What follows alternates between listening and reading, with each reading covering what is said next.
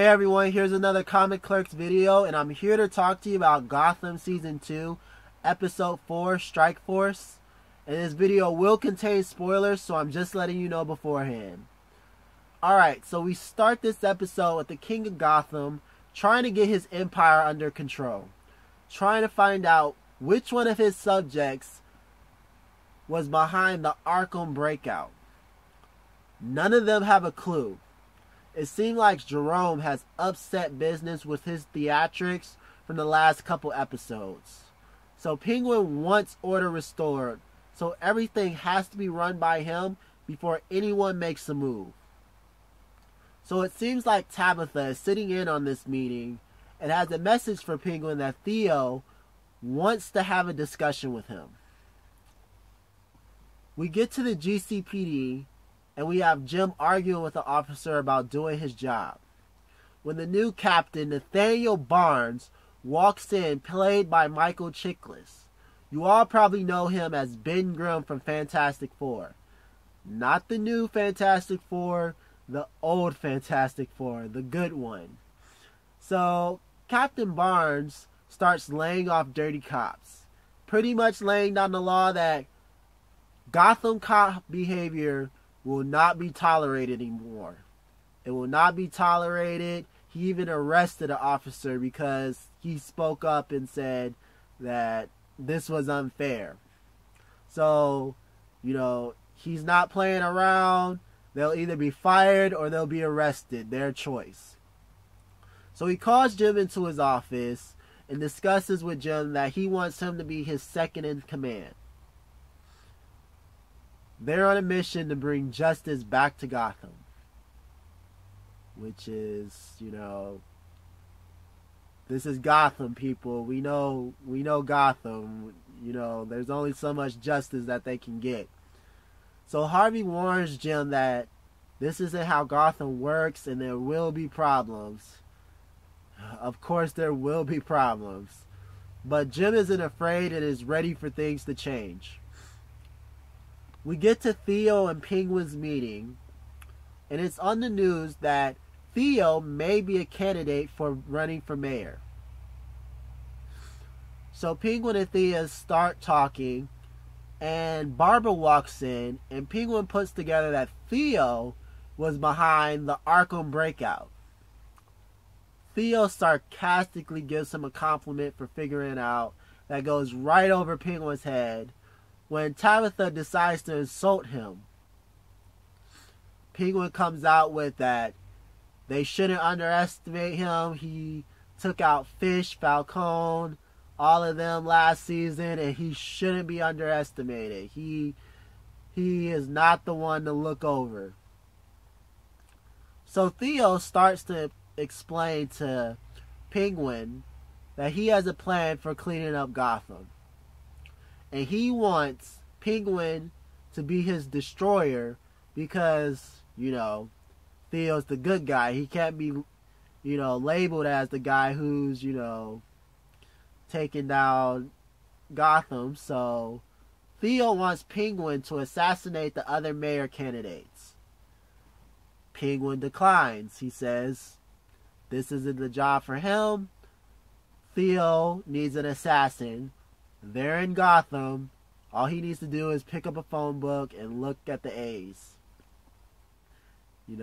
That's pretty much, Penguin is, his character is awesome right now. So Penguin gets ready to leave and Theo calls him back and shows him a monitor with his mother on a screen chained to a bed. So basically Theo's not giving him a choice whether he said yes or no. It was going to go, Penguin was going to do this anyway. So we get to the GCPD again, and the captain calls Leslie's phone knowing Jim will be there. Supposedly everyone knows that he's with the ME, so, he asks Jim to meet him at the police academy. They're going to start recruiting. Because, he just laid off a whole bunch of officers and arrested one. So, it looks like at the police academy, Gordon has a reputation at the academy for arguing a lot and not following rules, being stubborn, pretty much what we all know him for from the first season. So, it's funny how, he was like this at the police academy, and I'm guessing he was like this as a soldier. So it looks like the captain is building a strike force and putting Jim in charge of it. Jim is hesitant about it because he doesn't want to put rookies, in the line of danger. But he quickly gets over it. He's ready to, clean up Gotham pretty much. Alright, so we get to Theo, who is at a press conference where he's accepting an award for the Jerome incident. A reporter asks him why he is not running for mayor. This is exactly when a drive-by decides to come by, shooting at the crowd. This is when Theo stands up and says that Gothamites will not cower in fear anymore. He gives this whole speech and tells everyone that he will be putting his hat in the ring for mayor. Alright, Theo, you are one for the theatrics. He is on it, man. He's got everyone fooled. So then we get to the next candidate, Miss Caulfield. Penguin seems to be doing this one himself, which I don't understand. He has a whole, empire, a whole crew of people he could have sent for this. He has Zaz. So I don't know why he's doing this one himself. So he decides that he's going to stab this candidate. And Butch threatens the volunteers before they leave that he has their name and their addresses and apologizes for ruining their evening. You gotta love Butch, Murder just went down and he apologizes to him. Awesome. We get to Bruce's school where he doesn't seem very welcome. He seems to be ostracized. The kids are looking at him and, they don't seem to be really cool with him at all. So we see Alfred and Selena waiting for Bruce. This is part of the episode that really upset me. Alfred decides to slap Selena for Reggie, which I believe was a little extreme.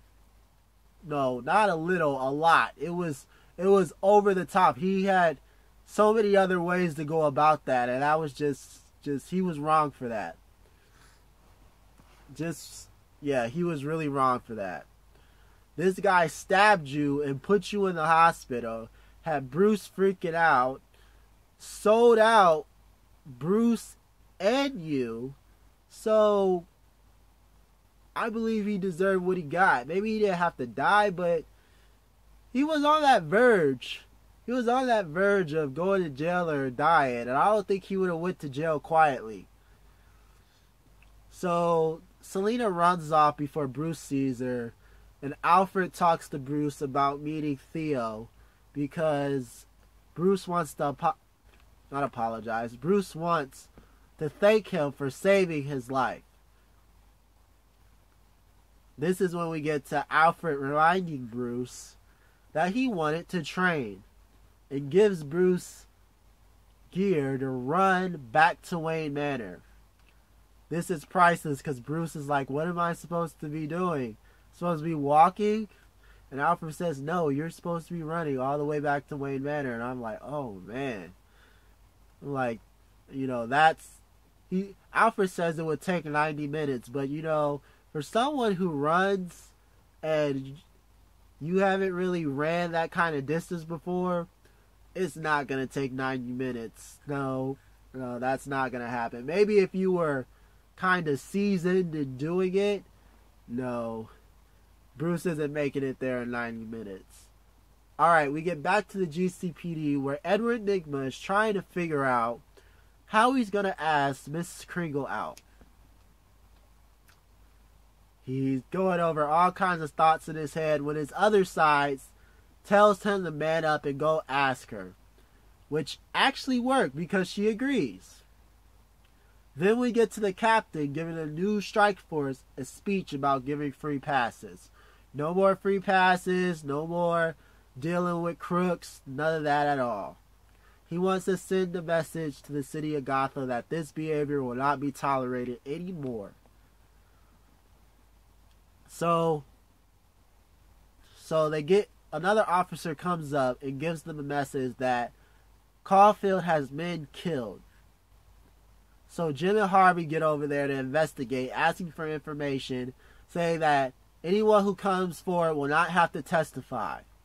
One of the volunteer voices that they have their information, they have their names, they have their addresses, and, you know, they're pretty much scared to come forward. This guy just walked in and killed their boss pretty much. So Jim comes up and starts to explain in really graphic detail how Miss Caulfield died. So the volunteer that spoke up has a little conscience, and, you know, she explains that the guy that they're looking for matches Penguin's description. Alright, so we get to Bruce and Theo's meeting. And Bruce thanks him for saving his life, pretty much. And Theo brings up the subject, how he's upset that the GCPD and Wayne Enterprises haven't found any leads on his parents' killer. This is not a subject that Bruce wants to talk about with Theo. And he gets distracted by a girl playing in the fountain, which Theo explains that this is his ward, and he introduces her to Bruce as Silver, who will be attending Bruce's school. Good job, Theo. You're just putting all kinds of spies everywhere. This is when we hop to Edward Nygma's apartment, where he's preparing for his date. He's cooking, he's getting everything ready when there's a knock on the door, and she's there. She thought they were going to a restaurant. He explains to her that he loves to cook, and he's preparing them a meal. This is when she asks him to call her Kristen instead of Miss Kringle. Stop calling her that, man. Call her by her first name. Why are you still calling her by her last name? You already got to the, get her on a date and everything. Let's get on a first date basis, Edward.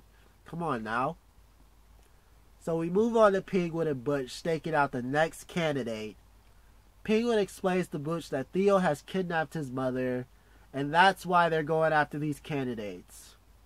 The third candidate, Hobbs, doesn't seem to be afraid of these threats that are going on. So this is when Zaz walks in and says he's there to volunteer. And we all know Zaz, he's not there to volunteer. He pulls out guns and starts shooting. He takes out a couple of bodyguards, and the strike force shows up. So this is when Zaz is pushed back by the strike force while they recover Hobbs. Zaz shoots an officer in the chest, but is also hit, not before causing a distraction before making his escape. We get back to Riddler's date, and Kristen is apologizing for the way she treated Nygma. Nygma says it's okay and accepts her apology. She also apologizes for accusing him of writing Doherty's goodbye note, when he lets slip that he's glad that guy is dead. Yeah, that you just that wasn't a good thing to let slip, Edward. Come on now. You're the Riddler. Come on now. Don't do that. But he quickly covers it up with an excuse. But this has ruined the mood of the date. This is when he starts talking to himself again. Kristen catches him talking to himself, which he explains brilliantly with a brilliant explanation that he talks to himself because he's shy and, he's a klutz, and the one he talks to pumps him up to, make the right choice or not be afraid, and, she falls for it, and, she thinks that they can rekindle the mood that was, ruined, and, Edward is rewarded with a kiss. It is about time. It's about time she shows him some time of day. And it's too bad he had to go crazy before she decides to, give him the time of day, pretty much. So back at Penguin's place, Jim comes to get answers from Penguin and asks him why he would be going after mayor candidates. That's not even his business. Gordon explains to him that the new captain won't tolerate Penguin and there won't be any more deals. This is when Penguin reminds Jim that he shot a man in cold blood and had him run Commissioner Loeb out of town so he could get his job back. Jim pretty much says that guess he will have to face what's coming to him, and Penguin says he'll do the same. So it looks like that friendship or that partnership might have ended right there. I don't think so, really. I think they'll need each other to take down Commissioner Loeb. Penguin is the lesser of two evils right here. So back at the GCPD, Harvey is telling the squad to not joke about near misses because the next bullet could be in one of their eyes. Getting hit in the chest with a bulletproof vest is real different from getting hit in the face. So this is when the captain comes and gives them their first real mission, which is taking down the Penguin. So we know the episode is almost over. We go to Bruce's school where he's greeted by Silver. I guess his school days are about to get a little better. Selena, we see, is going over Alfred's words that he said to her, which is still upsetting to me. I really can't get over that slap. She should have punched him or something. And then we get to Theo arguing over ribbons, blue, red, where Barbara is upset she's not having any fun. And Theo tells her to be patient because he has the police chasing after Penguin while he steals the mayorship from right under Gotham. So it looks like Penguin was set up pretty much. This is another thing why I'm still upset of why he went himself to assassinate the Mrs. Caulfield. That really made no sense to me. He had everybody in the book to go and do that for him. Like he told Theo, pick up a phone book and look under, hey, there's assassins for hire. This is Gotham, He could have got anybody to do that. Why did he go there specifically to do that? So it looks like, Butch went out to, search for his mother. And, no sign of her as showed up or anything like that. Which sends Penguin into a rage. And, we all have to wait for next week's episode to figure out what happens. Hope everyone enjoyed the video, you guys.